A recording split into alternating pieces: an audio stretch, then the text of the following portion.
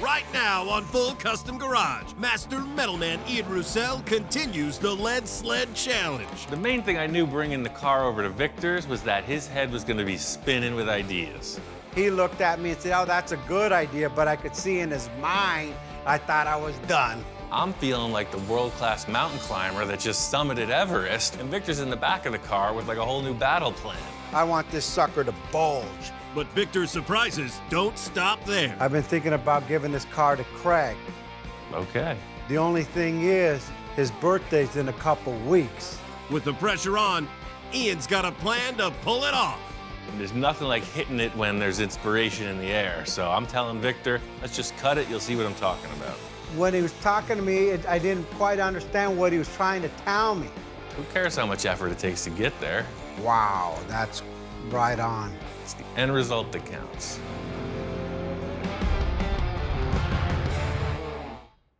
A while back, I had this crazy idea. I wanted to take this old Packard and convert it into a lead sled for my friend Tom. Oh, man.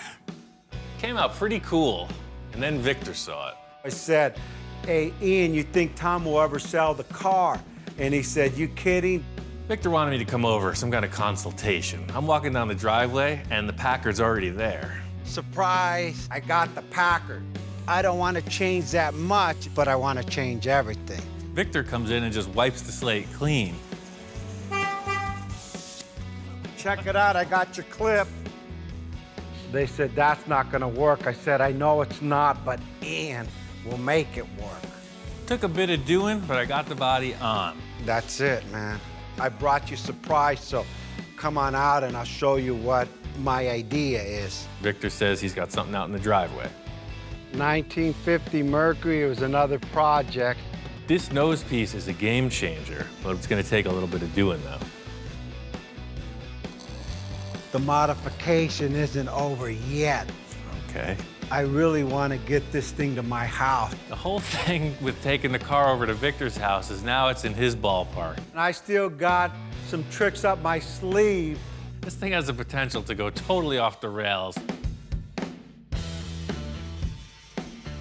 Packard's come a long way. I got it over here to Victor's. He was saying he needs to check it out in person, kind of ruminate on it. There's one or two things left for me to do sheet metal-wise, and this thing's almost a wrap. All right, so this is pretty much all the fab in the hood, aside from the scoops. I'm gonna finish these two scoops by the time he gets here, and we're good to go. I don't know where the idea first came from for these scoops in the side of the Merc hood, but you see it all the time. It's a really cool thing. It breaks up the side profile of the hood a little bit. My original idea was putting them more towards the middle of the hood, but Victor wants them further back. I'm a little unsure if this far back is really gonna work or not. The only way to figure it out is to mock it up and see what it looks like. The whole thing about this vent is it's all about placement and the shape of it. The reason this idea works on the Merc hood is because there's a huge indent that people cover over. The Packard just doesn't have that. The whole thing is just trying to get this thing to work. The process here is pretty simple. Just make this piece of sheet metal fit the hood and put a curve in it. The whole thing about this location change is I don't have the shop set up the way I typically would, so it's all about improvisation. The thing about this is it's a section of a cone, so I'll try to just push it. So I got a piece of pipe I found. Victor has a sheet metal brake. It's pretty basic, but I think I could pull it off. If you ask Gene Winfield, for instance, how they did it back in the 50s, he might say this was the same technique. It's as old as history. I got both these pieces formed. They look good. Tacking this thing on, and Victor comes in. Ian, how you doing? Hey, man. All right, you got the scoop, huh? Yeah, I did all the detailing on the hood, and I just wanted you to check out the scoop before we finalize it. They're kind of mocked up. I really can't tell. Can we drop the car on the ground? Yeah, I just jacked it up. Yeah, we'll be able to see how it looks in proportion to the size of the hood. I walked in and Ian finished the scoops. I wasn't really sure how they were gonna come out because I had placed them more towards the back, and then they look kind of funky. For sure, it doesn't need to go back. A little forward, just to see. I just wasn't feeling this first vent and its location, so I was telling Victor, stand back, let me move it around, tell me what you think. 4 eyes are better than 2. Yeah, that looks more in proportion. Yeah, I think about right there, that's it. By moving this vent around, you know, you hit a sweet spot. I tacked it in place and then stood back, and I concur. This thing is looking good. That's it right there. Actually makes it look meaner. Yeah, it just breaks that up. Now, the hood, instead of being 20 foot long, now it's only 10 foot long. Right. Well, if you're cool with the placement of those scoops, I'll just finish welding them in. That's a no-brainer. There's a lot to do on this front grille, so I don't know where you're going with that.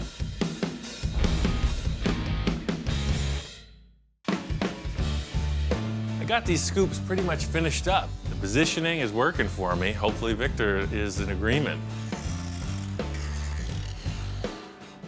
How's it going? Good, man. I just finished grinding all this stuff down. You got a couple scoops. This looks good. I mean, what a difference. So the scoops took a little while to weld, so I didn't warp everything. I took the stock Merc bumper and I narrowed it because we narrowed the nose underneath the headlights, remember? And the first glance, it looked like nothing was done to it until I really looked and said, hey, them bumpers aren't too long anymore. Yeah, so where did you cut the bumper from? I narrowed the overrider on each side so it doesn't even mess with the chrome plating. And then I narrowed it right behind the license plate so it looks like it's a factory bumper, just a little bit narrower. Perfect, yeah. Clean cut. Actually, it looks factory done. I think the whole goal that we're going for here is this subtle kind of makeover. You're not seeing any real hard lines of modification. It all just kind of flows, and I guess that's really the end result Victor's looking for. Yeah, the bumper looks great. Before we could commit to the grille, I want to commit to the headlight covers. Victor pulls out these headlight bezels for the front end restyle. We've been using them the whole time, but he tells me he's been thinking. Last night when I got up at like 4 in the morning, I mocked these up. Then I remember I had another set and I actually put the light bulbs in it. So I got one more set.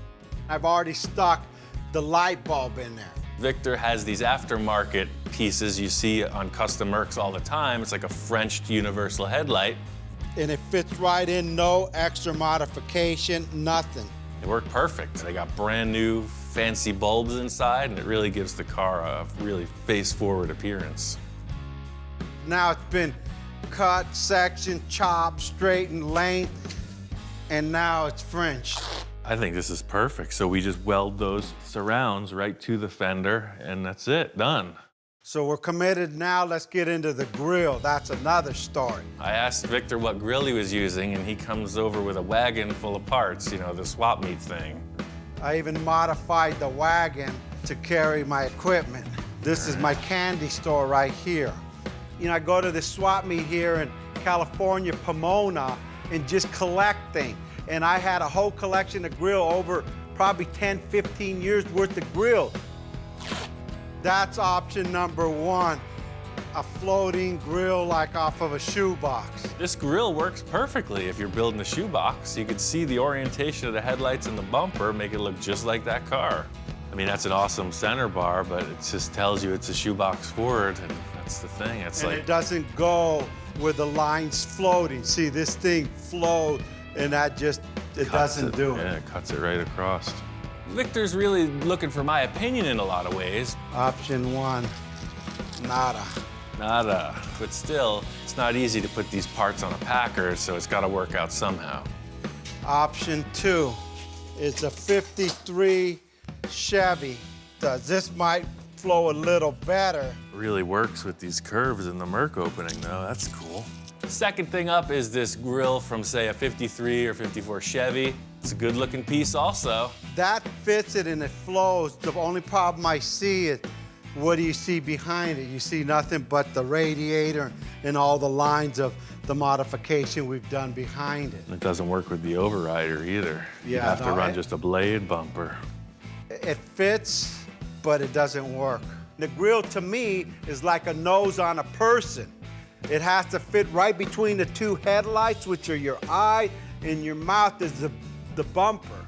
Well, I don't think any of our choices so far are that good, man. It just doesn't flow. So now I guess we'll go with option 3, which is the regular stock Mercury grill. I think both Victor and I were just looking for that other thing, you know? We were both leaning towards the Merc grill because it's a classy look. We're just trying out other options because you never know. Wow, this works. Even being narrowed, it still doesn't hit it. And it fits perfect because it covers everything up. everything, that whole big opening of this radiator. It's like the car was made for it. The bumper fits, the grill opening fits. It's pretty much a keeper. The thing is so crazy modified, maybe just a little element of stock is what's gonna really make people wonder what went on here. It looks like a stock Merc from the front. Once this car passes, they're gonna go, what the heck? I thought that was a Merc. Hey, everybody's got their thing, right? Victor loves Mercs, and I think that's what we're doing here. We're building another Mercury out of a Packard. If we're using the stock grill, then it's a pretty simple fix to the side of this fender then. I'll cut off all this ridge here where the old turn signal action used to happen, and I'll just follow it around right into the wheel arch or the piece of sheet metal. You can see how far out this is sticking. But now we have this curve here dictating the curve of the fender. So the sheet metal, you can see, will just turn the corner. It'll go right around, and then the pan will connect through there. See, so this, I mean, obviously I'm covering up the wheel, but you see that's gonna follow this bumper right through. Pull that cardboard back for me. I want to see something. I'm just thinking about, let's finish this whole problem. Let's just get the fender put back together and move forward. Victor's like, hold on, I got a whole new idea. Can we turn the cardboard on the other side? Let's see, I want to see something. So if it's coming in. Yeah, right there. So it's gonna kind of end there, right? Can we open up that whole wheel well with a radius there?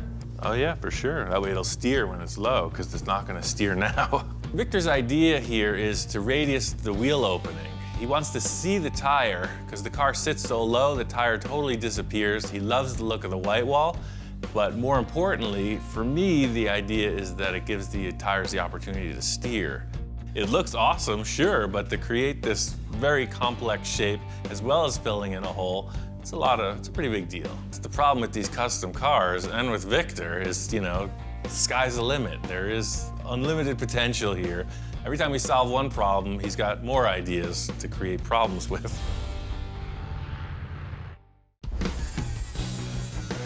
Victor had to take off, and that's kind of his gig. He's the idea guy. Now it's up to me to just make it happen.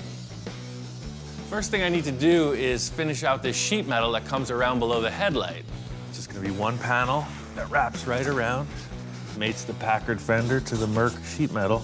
I don't have any of my regular tools here, so I gotta figure out how to form this stuff. The whole thing is, I'm looking around the shop for something with a slightly smaller radius than what I need on the car, because it doesn't actually stay the same shape you roll it into. It always relaxes a bit. You got two options. Roll of tar paper or a copper pipe. So there was like 3 or 4 rolls of tar paper laying around. I picked the one that looked like it matched best. Working out of the shop, you gotta make do. Their equipment's awesome, but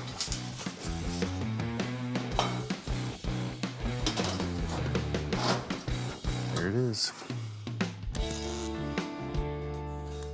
Getting this sheet metal panel in place around the front of the fender, I know it's not right, it looks a little flat.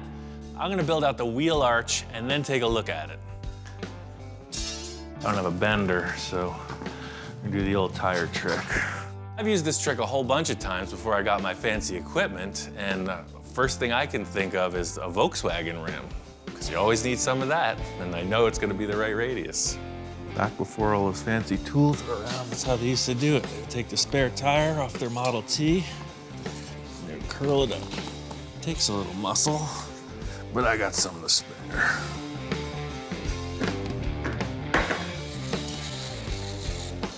I really just figured that radius was gonna be the right one. I mean, did you see me do any measuring? Look at the outtakes. I did that to that. It's when you know you're on the right life path. Things just fall into place.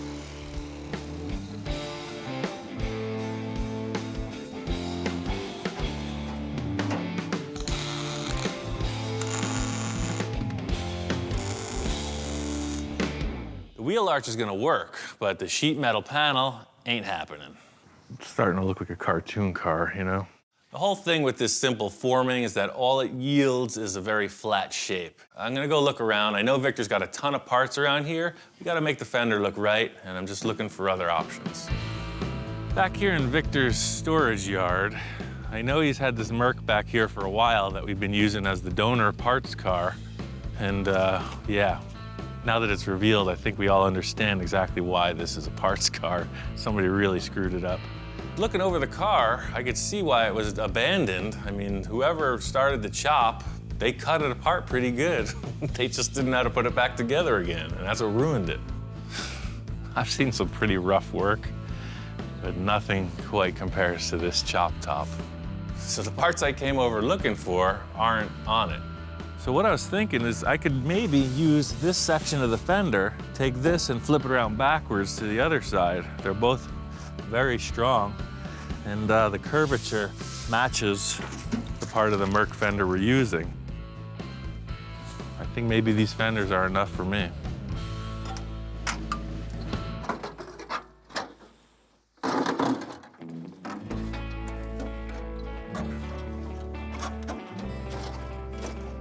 I think the car was getting a little sentimental. It started to reattach itself, so it was a little difficult removing it. There it is. We really don't have much to work with, so there's only one way to find out, and that's to take them back to the shack and see if it fits. I got the Merc fenders back in the shop. I'll do a little slicing and dicing, see if I can make them work. The whole thing with these leftover parts is that it does have a really nice radius. The fender well opening is represented, and it's, you know, it's original Merc sheet metal. You can see clearly it's curved, but it also has a slight curvature this way.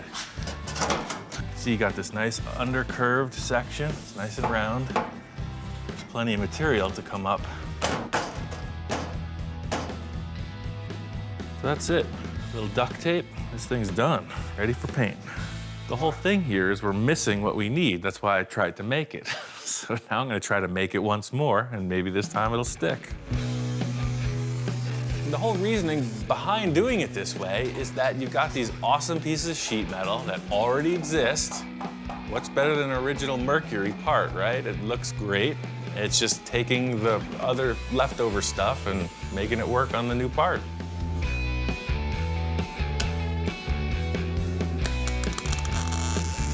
I got the piece of Merc sheet metal fit on the car. It's welded up. It looks like it's gonna work perfect, but I need to cut out the wheel opening so that the tire will steer. I started the fender opening with this round tube, so I need to continue that detail right through to the bumper. So I'm gonna continue with the radius on top and then gradually angle it forward and then turn really sharp right into the bumper. Everything here looks good. I was just finishing cleaning it up, give it a once over with the sander, and Victor walks in. Ian, how's it going? Right on time, man. I got this thing pretty much nailed. Hopefully it's what you're looking for. Look at the white wall on that thing. That's like right on. We wanted to see the wheel and tire. The radius on the tire is bitchin', dead on. Victor walked in and he was all smiles and nods. He was liking it, and he didn't realize the amount of effort it took to get here, and we weren't going backwards, so he had the right response. I know you want it to look as much like the Merc as possible, so I took a section of the leftover front fender off your car, and I used that, and that's how the whole contour flowed out into the headlight area. When he was talking to me, I didn't quite understand what he was trying to tell me. I mean, it looks like it was designed and built like that from the factory. This whole car's flowing, baby. We're done. That's it. Send it to bodywork, and we're off to the races, man. Does it turn, though? Does it turn? So it looks great in the end, you know, both at ride height and drop, but my main concern was that the car will steer and the tire doesn't hit anywhere. I've been thinking about giving this car to Craig. Okay. The only thing is, his birthday's in a couple weeks. If we can get this into bodywork, this thing's ready, man. Bodywork and paint it.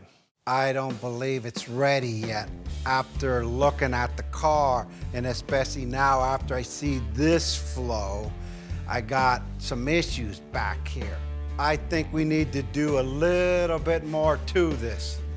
So here it goes. I'm feeling like the world-class mountain climber that just summited Everest, right? We did it, we're on to the finish, and Victor's in the back of the car with like a whole new battle plan. Looking at the side of the car, it's straight. I don't want it straight. I want this sucker to bulge. I'm welling away with my hands like I'm always talking and pointing and stretching, and he's looking at me like, oh, shoot, what am I getting into now? It turns out there is kind of a deadline with this car. Victor's planning on giving it to one of his employees, his right-hand man, Craig. That's the thing with Victor, he's got a million ideas and they all start flowing. Looks like the rear of this car is gonna be a whole new adventure. The main thing I knew bringing the car over to Victor's was that his head was gonna be spinning with ideas. I've never sold, give away anything, any car I've ever designed or built. And in my mind, I go, hey, you know what? Who better can I give the car to? I mean, Craig, he's a good friend. He just so happens to work with me. Craig has also been on the sideline through all the projects Victor and I have ever accomplished, so he's always been in the mix. I think he's gonna be really surprised. First thing I want to do is let's make this a two-door. The main idea that I brought up to Ian, number one, this is a four-door. That's unacceptable. We're gonna make this thing a two-door. But the front door's long enough so we don't have to extend it. Well, that's certainly a lot easier. The thing with that is if we do weld up the back doors, look how massive the B-pillar is gonna be. Typically you would lengthen the front doors if that was the look you're going for. It's Victor's idea to seal up the rear doors, and I'm all good with that. That makes perfect sense, but what happens is when you're looking at the B-pillar, it becomes this massive panel. You know, what if we just made it a hardtop? What if we just came and this was your window opening? I agree, and that'll go with the whole flow of this car. Long hood, long side window, almost like looking at a limousine. I mean, if you want to just commit to it, I can cut that off and we can get the look right now. But then it'll take me a couple days to weld it all up. I'm anxious now. Let's start cutting that sucker. There's nothing like hitting it when there's inspiration in the air. So I'm telling Victor, this car is super strong. I got braces underneath. Let's just cut it. You'll see what I'm talking about. I've done this on a few cars in the past, and I know what this is gonna do. It's gonna give it this immense open air feeling. The side of this car is really closed off by the B-pillar and the window frames. As soon as I cut it, watch. Surgical precision. I kind of knew what this was going to accomplish, but it was really good to see that Victor was on board with it. He left it up to me to make it happen. Much like when I'm chopping a top, I'm thinking about the contour of the sheet metal and how I can reuse it to make it look perfectly factory. Just like when you do a chop top, you want to save all the contours because they're factory stampings. So this deal matches. I'm just gonna put it down there. You'll see, I'm gonna repurpose these old junk and make a custom car out of it.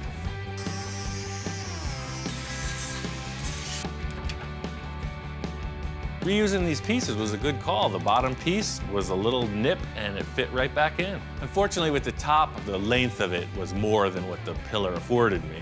As it turns out, this piece is just too small. See, I just got away with it on the bottom. And on the top, this contour changes a little bit right here, and we just don't have the material. See, it's been welded and fixed in the other chop. It's a pretty simple piece of sheet metal. It's just a straight shot with a curve in it, so it's not gonna be that hard to duplicate. It's just a time saver to reuse the old stuff. It's just gonna take a sheet metal brake and just kind of creep it in there and just pull a gentle bend in the sheet metal. So you could see, it's absolutely perfect. The thing is, once these weird issues are resolved with the way the B-pillar used to come out of the door, you can see it's a really straight, clean line. It's a big window, 6 foot long. I think the look is nailed. There's just a lot of detail stuff that needs to go into finishing it. I'm gonna finish the driver's side, do up the passenger side in the same way, and then it's ready to show to Victor.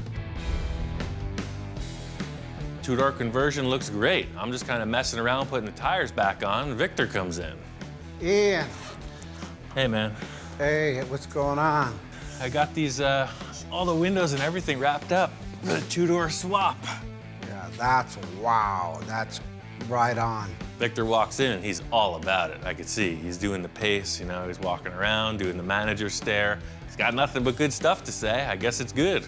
Day and night, I mean, with the pillars gone, it makes this thing just flow. I mean, the hood, the back, it's like, wow. Two-door conversion, hey, that was a natural, but to take the post off and make it, you know, a hard top, changed the whole look of this car. I mean, it's like the hood, this thing goes on for days.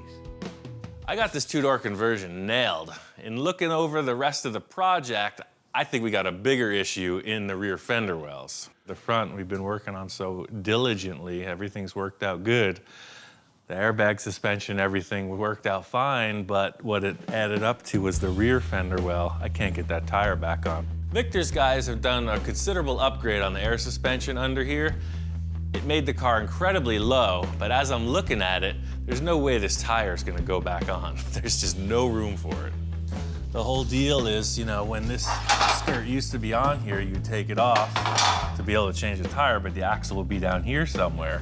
But now, even with this tire, I deflated it. There's no way I can get it through here. It's just... So the tire's deflated now? That's what I'm saying. Why would you change a flat with a flat? We didn't really notice there was a problem with the tires till we put the air suspension on it. You know, there's a solution out there somewhere. It's just up to you what you want to do. That's good because I got some other ideas anyway. I want to put some bigger skirts on this. Remember, it's supposed to be a Merc eater? Right. Well, we need to get some Merc skirts on it or something that looks like that. And I got some in my other yard. So let's go see what I got and see what fits. Victor is a collector of numerous car parts. His process is just seeing something cool and storing it for a later date. So I'm excited to see what he's got. It's gonna be a little field trip. This is my junkyard. Here's, I got some stuff back here. I forgot what I had. I haven't been back here. You say your junkyard years. like there's only one. I haven't been to this part before. Yeah, this is one I forgot about. Walking over to Victor's yard, I'm seeing some pretty cool stuff that he wasn't telling me about. I recognize one of them, but there's three that I never seen before. It's like a 65 Lincoln, some kind of cool little Nash Metropolitan, and then some oldie 40-ish Chevrolet. Oh, wow, this is cool. What's this, oldie Chevy? Yeah, something in 40?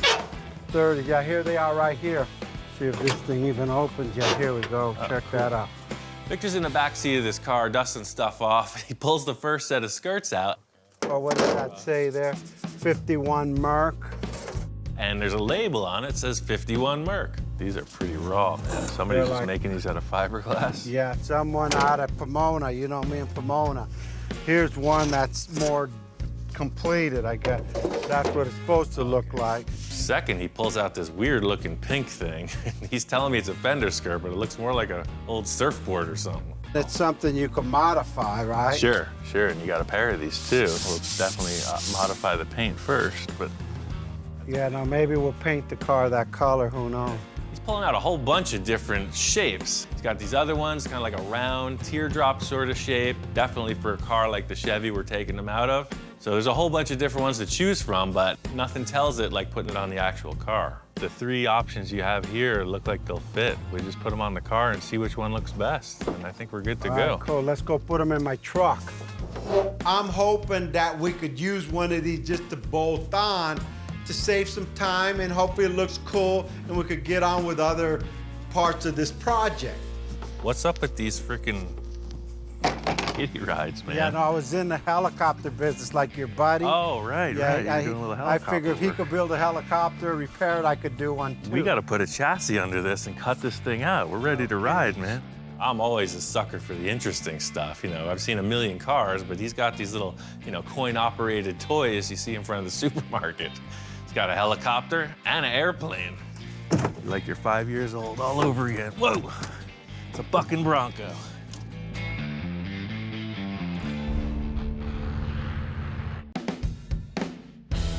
Getting these skirts back in the shop, so we're gonna line them up, tape them on the car, and see what develops.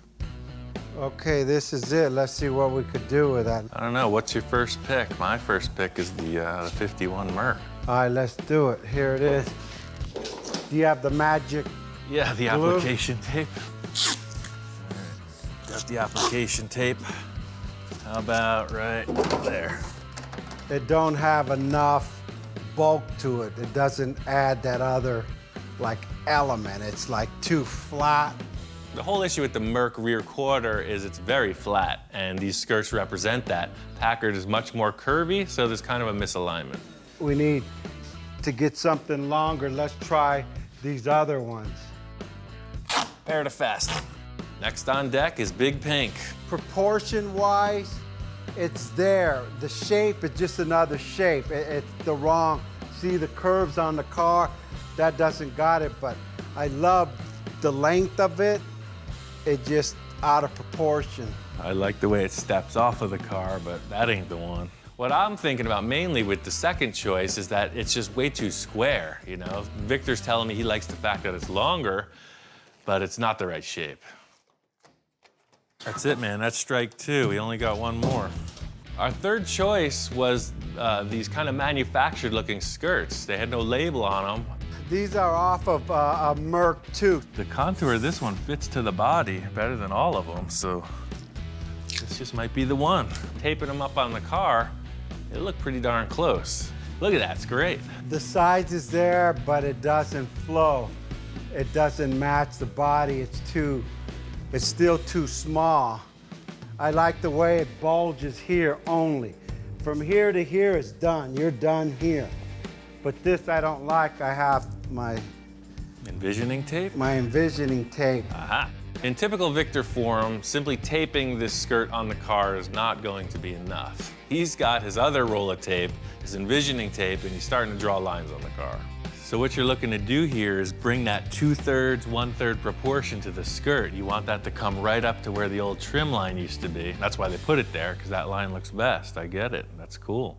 While Victor's here, I want to mock up the shape of the fender skirts. Once we figured out the outside line of the skirt, it's just a matter of trimming the metal to fit and fastening it to the fiberglass. Victor's whole plan here is just completely covering up the old rear door. By having the skirt match up with the front door jamb, it's going to give the illusion that the two-door was always that way. Yeah, that's it right there, man. That's it. I think you're onto something. Victor liked the look of the skirts. I'm just going to replicate that in steel and get the car ready for bodywork and paint. This car's getting very close. The last few things are wrapping up. Victor's got his interior guy Lino on it. Yeah, Lino, he's done a lot of interior work for me. He's done 4 or 5 cars for me. Lino, right now we're designing the seat. They're off of a 62 T-Bird, and we've already molded them into the back seat of the Packard, and they fit perfectly. On the interior, I wanted to keep with the theme of something in the 50s, right? We're going Merc Eater, right? Lino, show me how that's gonna look. Okay, you want to do some diamond tuck? Okay, good. Okay.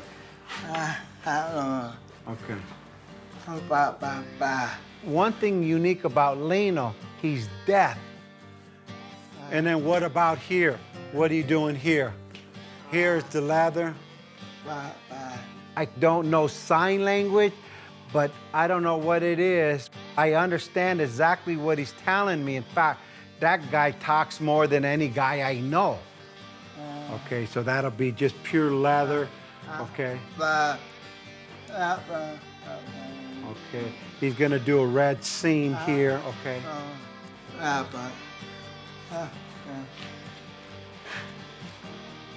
Okay, so it'll all match together, okay. Victor and Lino are kind of like the odd couple. I'm not sure how they communicate, but somehow they make it work. With Lino, he's the type of guys like Ian. The concept he was gonna do with my idea of the diamond tuck, and then he started showing me what he was gonna do on the outside and how he's gonna tuck it in, where the seams are gonna go. The guy goes to the next level. I said, you nailed it, go for it. Good, all right, that's good then, perfect. Now what are we gonna do with the front seats? The typical mode with Victor is use what you have, and he's got these seats. Okay, this seat is out of a 2004 Lexus Coupe. I've been through this before. When you convert a 4-door into a 2-door, you can't use the same seats. In a 2-door, they need to flip forward, otherwise nobody's going back there. This one, when you push the button, the backrest comes forward and the seat goes forward so people could get into the back seat because we closed up the back doors. Now, Lino, what are we gonna do here?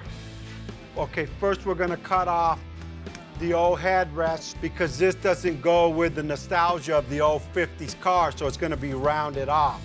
Now, let me see what he's doing here. Okay, same thing in the middle. He's gonna do diamond tuck in the middle, and he made it proportionate to the seat. Most people would do big old diamond tucks. This guy put everything into proportion with the car. Look at how that's gonna look. The guy is good. He's just slow. When is this gonna be finished? I need this finished.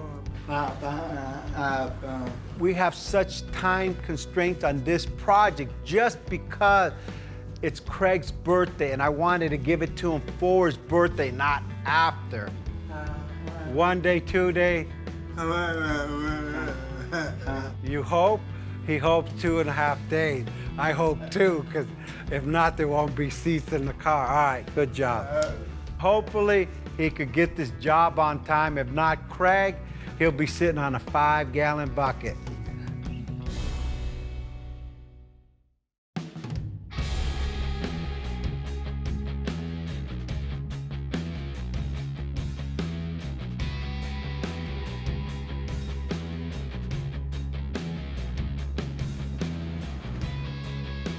Car's done. It's a wrap. Victor's guys got it all dialed in. My favorite thing about this car is that it looks 100 miles long. It's like that cartoon you saw with the big giant gangster car. It's exactly what this thing is. It's really stretched out. It's low, it's lean, it's mean. That car looks great. I knew once I give it away, that's it, it's not my car. So I said, hey, I want to enjoy it while I can. We better take this thing for a test drive. And it drove so smooth. I said, hey, Ian, you want to drive this thing? And he looks over. And I'm like, of course. It's what I came here for. Chassis swap was an awesome call. This thing drives like a new car. The gloss paint job makes it very classy. We're driving. I said, pull over. I want to see this thing. When I stepped out and, I seen the car driving and looked at it in a wide open space, it was like, wow. I mean, this thing looks mean. I mean, like really, really mean. I could tell from Victor's response, his expression as I'm cruising by, it's exactly what he wanted to see. He's a happy camper. I looked, I said, hey, Ian, get out of the car and look at this thing. Let me drive by. I mean, look at it. I was always sold on the rear view of this. I did the chop to my preference. Victor kept that in place. The thing that really turned me on about the whole thing was the nose. The way that the Merc was modified, just a little bit, car coming straight at you looks good. I see him with his thumbs up and I seen the guy smile. I didn't think the guy could smile. He's like, whoa, I see teeth. After the test drive, we take it back to Victor's shop. We pull it in next to his Mercs. Let it down, parked it right next to my other 2 Mercs in the garage, and she fit right in.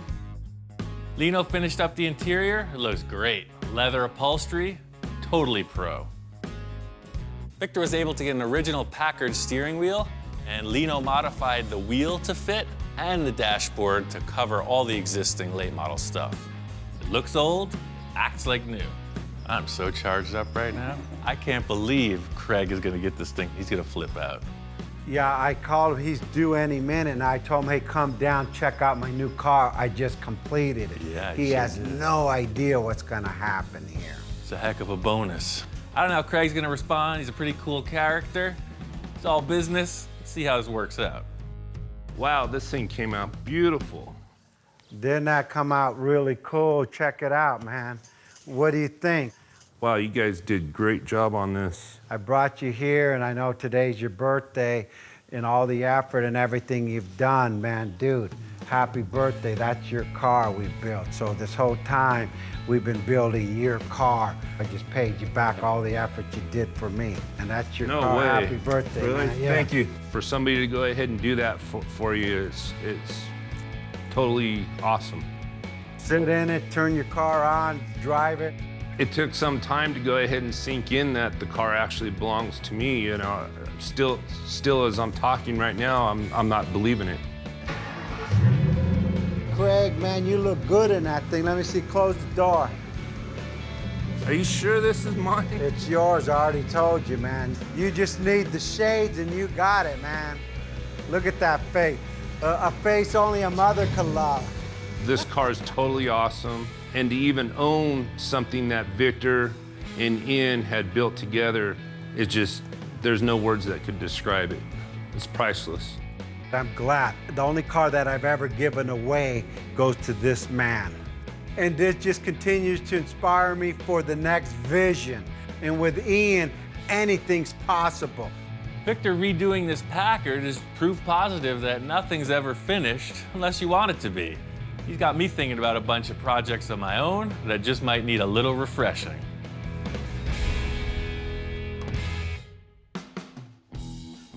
If it's done right, we could give a Merc a run for its money all day long. I see the Packard being a Merc eater and that people are gonna be buying up Packards throughout the United States. So if you have any money, start buying Packards. Is it a Merc eater? You know what, let's be honest. There's nothing that's gonna eat a Merc but another Merc. But hey, it's my car, I could say whatever I want.